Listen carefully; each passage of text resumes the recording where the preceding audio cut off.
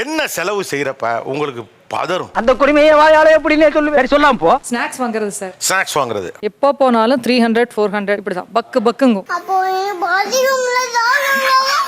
பால் வாங்குறது நான் 10 ரூபாய்க்கு தான் சார் வாங்குவேன். அவங்க 1/2 லிட்டர் வாங்கிட்டு வந்துருவாங்க சார். இருக்கிறது 4 பேர். 10 ரூபாய்க்கு பால் வாங்கினா போதும் தானே அப்படின்னு சொல்லி நிப்பாட்டிடுவேன் சார். நான் என்னடா சொல்ற? ஆமாண்ணே.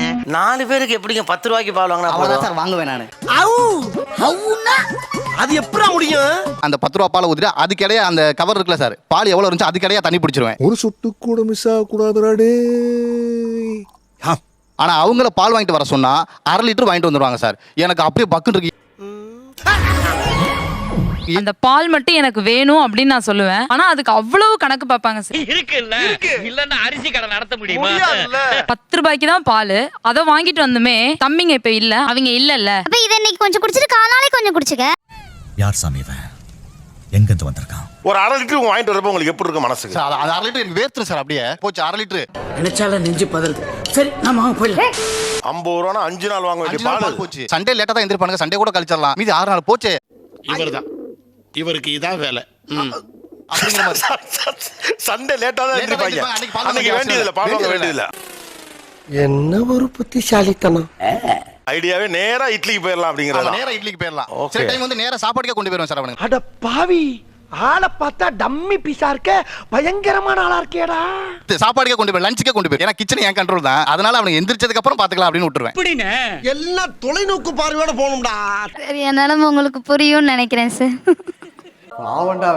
ரூம்ல அவன் படுற கஷ்டத்தை பார்த்தா ரொம்ப பாவமா இருக்குப்பா. ஆக்சுவலா என் ஃப்ரெண்டோட வைஃப்லாம் என்கிட்ட புலம்புவாங்க, அக்கா அவர் வந்து ஒரு நாளைக்கு 2 GB தான் போடுறாரு, எனக்கு பத்தவே மாட்டேங்குது, வீடியோ கால் அதெல்லாம் பண்ணா போயிடுது. உங்களுக்கு எல்லாம் ஒரு பிரச்சனைனா இந்த எம்எல்ஏ கிட்ட வர்றீங்க. இந்த எம்எல்ஏக்கே ஒரு பிரச்சனைனா யாருக்கு? அவர் எனக்கு ஒரு மந்த்துக்கே 2 GB தான் சார் நெட் போடுவாரு.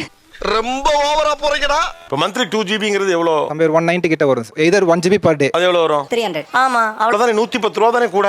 அவன் கஷ்டம் அவனுக்கு தெரியும். அங்கதான் சார் அவரோட கஞ்சி இது 190 ரூபாய் தம்பி, அது 110 ரூபா தான் கூட. உங்களுக்கு என்ன பிரச்சனை இருக்கு? எனக்கு தான் பிரச்சனை. சின்னதா பார்த்தா இல்லாத மாதிரி தான் சார் இருக்கு. இப்போ எக்ஸாம்பிளுக்கு எங்க வீட்ல 4 பேர் இருக்கும்னு வச்சுக்கோங்களேன். இப்போ 4 110 போட்டனா 440 வரும். ஓ, நீ அப்படி வரியா? ஆனா என்னன்னா அதுக்கு நீங்க பழகி இருக்கீங்க. இப்ப அவங்க அதுக்கு பழகாதா இல்ல. புரியுது, எனக்கு மாத்திக்கிறேன் சார். இத்தனை நாளா மூடி கிடந்த என் அறிவு கண்ண எக்கு தப்ப திறந்துட்டீங்க சார். இது தப்புன்னு நான் சொல்லல, ஆக்சுவலா இது சரி. ஆனா அதுக்கு தொடர்பு இல்லாத, அதுக்கு பழக்கம் இல்லாத ஒரு ஆள் அதில் மாட்டிக்கிட்டா என்ன ஆகுங்கிறது கொஞ்சம் கஷ்டம் தான். பாத்தியாப்பா, உனக்கே மனசு கேட்காம நீயே அழுகுற. என் பையனுக்கு ஸ்வீட் வேணும். அவ கூட கடைக்கு போயிட்டு வரும்போதெல்லாம் டோனட், வேஃபல்ஸ் அப்படிதான் போகும். டோனட் கிடையாது, 5 ரூபா வாங்கினா அதே தான் பண்ணுவாங்க. அவங்க சொல்றாங்க டோனட்டே வாங்குற, ஒரு 5 ரூபா சாக்லேட் வாங்குற. அதுவும் வேணான்னு நான் சொல்றேன். ஒரு விஷயம் பண்றேன், எனக்கு சாக்லேட் கிடைக்குதுன்றது வேற. நான் கடைக்கு போனாலே எனக்கு சாக்லேட் கிடைக்கும்ன்றது அதுல எனக்கு உடன்பாடே இல்லை. அப்படிங்களா? ரொம்ப ரொம்ப சாரி சார். எனக்கு புரியல, ஏன் ஏதாவது பண்ணாதான் சாக்லேட்? அது எப்படி சார் சொல்றது? நமக்கு அப்படிதான் சார் கிடைச்சது. இதெல்லாம் ஒரு காரணம். யாராவது மொட்டை அடிச்சிட்டு வந்தா அவன் தலையில தபேலா வாசிப்பிக்க. அப்படிலாம் இல்லையே. மாமா சும்மா கடை கூட்டிட்டு போய் முட்டாய் வாங்கி கொடுப்பாரு. கேட்ட உடனே எதுக்கு வாங்கி கொடுக்கணும்? கேக்குறான்னா உடனே போய் வாங்கி கொடுக்குற பைலா இந்த டாய்ஸ் எல்லாம் இறச்சி போட்டுக்கலாம், எடுத்து போய் அப்ப போய் வாங்கி தரேன். ஆக்சுவலா நீங்க நினைக்கிறீங்க இது ரிவார்டுங்கிற பேர்ல நம்ம என்ன பண்றோம்னா, நான் ஏதாவது பண்ணா இது தருவேன். நீ ஆக்சுவலா இப்ப இது என்ன லாஜிக் எனக்கு புரியல. இதுல எப்படி லாஜிக் இருக்கு? எனக்கு புரியல. உங்களுக்கு அவனால தர முடியாதுன்னா அப்ப நீங்க அவனுக்கு செய்ய மாட்டீங்களா? எனக்கு அது ஒரு பயம் சார். லூசு மாதிரி பேசாதடா. இப்ப நீங்க சாக்லேட் கூடாது, பிள்ளை வந்து இனிப்பு சாப்பிட்டு பழக கூடாதுன்னா நீங்க கட் அண்ட் ரைட்டா ஸ்டாப் பண்ணிருப்பீங்க. எப்பா பகவதி, நான் உனக்கு என்னடா துரோகம் பண்ண? துணி எல்லாம் கலச்சு போட்டு எல்லாத்தையும் மடிச்சு வச்சானா நான் ஒரு சாக்லேட் வாங்கி தருவேன் அப்படின்னா அப்ப சாக்லேட் வாங்கி கொடுக்கறது உங்களுக்கு சிக்கல் இல்ல. Definitely. What nonsense you are talking? இப்போ இவனுக்குன்னு ஒரு விஷயம் பண்றோம் அப்படின்றப்போ அது ஒரு அமௌண்ட்டா வருது, அது எனக்கு சுத்தமா பிடிக்கல.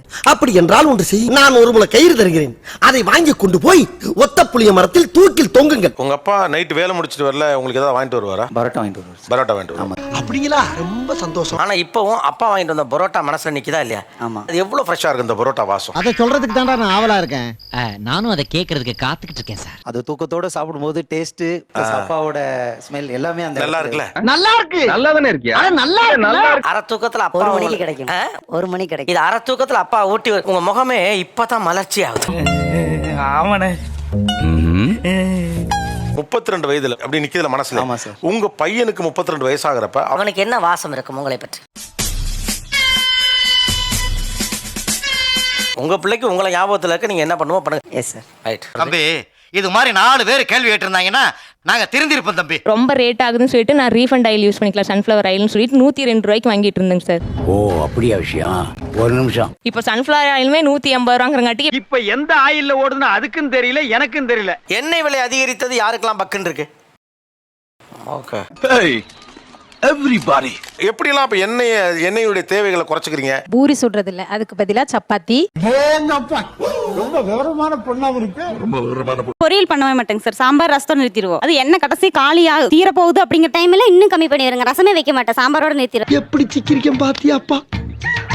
சார் ஃபுல்லாமே பாம் ஆயில் தான் சார். இப்போ எவ்வளவு நாளா பாம் ஆயில் யூஸ் பண்ண ஆரம்பிச்சிட்டீங்க? 6 மந்தாவே அப்படிதான். அப்படியா? என்ன நொப்படியா நம்பலையா? அப்படி இல்ல. ரேஷன் கடையில எவ்வளவு கொடுக்குறாங்க பாம் ஆயில்? 1 லிட்டர். ஒருவேளை ரேஷன் கடையில 2 லிட்டர் பாம் ஆயில் கொடுத்தா எவ்வளவு நல்லா இருக்கு இப்போ? ரொம்ப சூப்பரா இருக்கும் சார். இருந்தாலும் உனக்கு இவ்வளவு ஆகாது. சார் ஒரு 10 வருஷமா ஒரு ட்ரெஸ்ஸே வாங்கல சார். கண்டிப்பா சார். 10 இயர்ஸ் ஆச்சு சார். நம்புறது மாதிரி இல்லையே. ப்ரூவ் பண்ணா நம்புவியா? 10 வருஷமா போய் புது ட்ரெஸ்ஸே வாங்கலையாமே. தீபாவளி, பொங்கல், நல்ல நாள், பெரிய நாள் எவ்வளவு இருக்கு? இல்ல சார் நான் வாங்கல. ஏன்னு? ஏன்? எதுக்காக? இப்போ இது எடுத்து எத்தனை வருஷம் இருக்கும்? எனக்கு தெரிஞ்ச ஒரு 15 இயர்ஸ் இருக்கும். 15 இயர்ஸ் இருக்கும். பதறாத. போயா. 15 ஆண்டுகள் துணி உழைக்குதுங்கிறதே நல்ல தகவல். இந்த சட்டை பேண்ட போறதுக்காகவே நீங்க எவ்வளவு காலமா டயட்ல இருக்கீங்கன்னு வேற எனக்கு தெரியல. ஏன் திமுங்களா? எப்படி? அதான் முதல்ல நானும் யோசிக்கிறேன். கல்யாண ஷர்ட் இன்னும் இருக்கு சார், அதே ஃபிட்டோட. கண்டிப்பா சார். அடுத்து எப்ப Dress வாங்குறதா இருக்கீங்க? தோணல, எனக்கா தோணணும்ல. தோண வை. அது எப்படி? அது நடக்கட்டும், அதுவா நடக்கும் ஒரு நாள். இட்லிப்படி எப்படியா வைப்பாங்க? பருப்பு, கறிவேப்பிலை, வரமிளகா வைப்பாங்க. அதானே உலக வழக்கம். ஆனா இவங்க வீட்டுல மட்டும்தான் பாதாம் முந்திரிலாம் போட்டு வைப்பாங்க. சமூகம் பெரிய இடம் போல் இருக்கு. அப்படிலாம் மறப்பாங்க சார் எங்க வீட்ல பாதாம்லாம் போட்டு தான் சார் வறுத்து அரைப்பாங்க. அப்படியா? அதை விடுங்க சார். அப்போ உங்களுக்கு இல்ல அப்போ உங்களுக்கு பூரா பேர் கஞ்சனா தான் தெரியும். வீட்ல ஒரு தக்காளி வெங்காயம் இல்ல, தக்காளி 1 கிலோ போய் வாங்கிட்டு வாங்க அப்படின்னு சொன்னா 1/2 கிலோ தான் வாங்கிட்டு வருவாரு. வெக்கமா இல்ல? இல்ல இப்போ 2-3 நாளைக்கு முன்னாடி சார் நான் குண்டா இருக்கேன் அப்படின்னு சொல்லிட்டு ஒரு ப்ராடக்ட் வாங்கினாங்க. அது பேர் தானே இடுப்புல கட்டிக்குவாங்க சார். கட்டிட்டு ஒரு பால் மாதிரிக்கும் நம்ம சுத்தினோம்னா அது சுத்தும். 800-900 கொடுத்து வாங்கினாங்க. ஒரே நாள் கூட யூஸ் பண்ணவே இல்லை. 1500 800 இல்லையா? 800 சொன்னாரு. நீங்க டக்குனு 1500 சொன்னீங்களே. சொல்றது கரெக்டா சொல்லட்டுமே, ஃபேக்ட் எடுத்து கொடுத்தேன் அவ்வளவுதான். இதெல்லாம் ஒரு பெருமையா பாஸ்? எனக்கு பெருமைடா எருமை. ஆக்சுவலா செலவு பண்றதுல உங்களுக்கு ஒரு கிரேட் ஃபீலிங் இருக்கு. அது எங்க அப்பா கிட்ட இருந்து எனக்கு வந்துருச்சு சார். ஆனா முன்னைக்கு விட இப்ப நான் ரொம்ப குறைச்சிருக்கேன். யார் நீயா? அது என்னமா இப்ப கொஞ்சம் கூட வெக்கப்படாம பேசிட்ட? ஆக்சுவலா இந்த இடத்துல தான் உண்மையிலேயே நம்ம தப்பு பண்றோம். தெரியுமா? அப்படி அது தெரியாது சார். சம்பாத்தியம் நல்லா இருக்கும்போது செலவை யாரெல்லாம் அதிகரிக்கலையோ அவங்க தான் சொத்துக்கள் வாங்கியிருக்காங்க. என்ன இவ்வளவு விஷயத்தை சொல்றீங்களே? யாருன்னு நீங்க? சார் இது வரைக்கும் என் லைஃப்ல ஒரே ஒரு ரோஸ் தான் சார் வாங்கி அவங்களுக்கு கொடுத்துருக்கேன். அதோட என் லைஃப்ல ரோஸே வாங்குனதில்லை இது வரைக்கும். அது வந்து என்னோட கல்யாண நாள் February 15th. வாங்கிட்டு எவ்வளவு ரேட்டுன்னு கேட்டாங்க. 50 ரூபா சொன்னேன்.